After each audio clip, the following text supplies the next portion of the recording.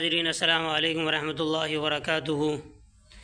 قال النبی صلی اللہ علیہ وسلم من احب بسنتی فقد احبنی ومن احبنی کان معی فی الجنہ او کما قال صلی اللہ علیہ وسلم۔ اللہ کے حبیب صلی اللہ علیہ وسلم نے فرمایا، جس نے میری سنت سے محبت کی اس نے مجھ سے محبت کی، اور جو مجھ سے جس نے محبت کی وہ جنت میں میرے ساتھ ہوگا۔ تو ناظرین، ہم آپ کو غسل کرنے کا سنت طریقہ بتائیں گے کہ سنت طریقے پر کیسے غسل کریں۔ تو سنت طریقہ غسل کا بتانے سے پہلے آپ سے چھوٹی سی گزارش ہے کہ ہمارا یوٹیوب چینل مولانا افتخار نونا بڑی کے نام سے ہے، آپ اس کو سبسکرائب کر لیں تاکہ یوٹیوب کی تمام ویڈیو ہماری آپ کے سامنے آ سکیں۔ تو غسل کا سنت طریقہ یہ ہے ناظرین کہ ہم سب سے پہلے اپنے ہاتھ گٹوں تک دھوئیں۔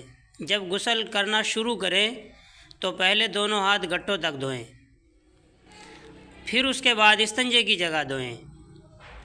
دونوں ہاتھ اور استنجے کی جگہ ہر حال میں دھوئیں، چاہے ان پر ناپاکی لگی ہے یا نہیں لگی ہے۔ اس کے بعد پھر بدن کے جس حصے پر ناپاکی لگی ہے اس کو دھوئیں، اور اس کے بعد پھر وضو کریں، اور وضو مکمل وضو کریں، جیسے نماز کا وضو ہوتا ہے ایسے وضو کریں۔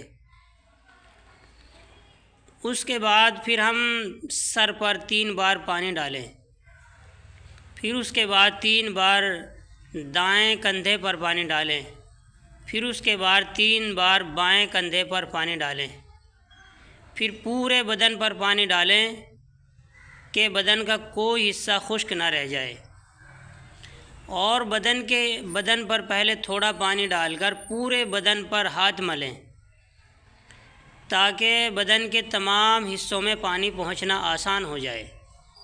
اسی طریقے سے ناظرین، غسل میں نہ تو زیادہ پانی بہانا ہے اور نہ زیادہ کم پانی ڈالنا ہے تاکہ کہیں بدن خشک نہ رہ جائے، نہ زیادہ پانی بہائیں اور نہ پانی کم بہائیں۔ اسی طریقے سے غسل کرتے وقت باتیں نہ کریں۔ تو ناظرین، یہ طریقہ آپ کو سمجھ میں آیا ہوگا، اور جو بھی ناظرین آپ سے گزارش ہے کہ کوئی بھی بات ہمارے متعلق ہو، ہم سے معلوم کرنی ہو، وہ آپ ہندی میں کمنٹ کر کے یا اردو میں کمنٹ کر کے ہمیں بتائیں۔ انگلش میں پڑھ تو لیتا ہوں لیکن پوری مکمل نہیں پڑھ پاتا ہوں، اس لیے آپ جو بھی ہمیں کمنٹ کر کے اپنی رائے ہمارے سامنے رکھیں، تو وہ ہندی میں ہو یا اردو میں ہو۔ السلام علیکم ورحمۃ اللہ وبرکاتہ۔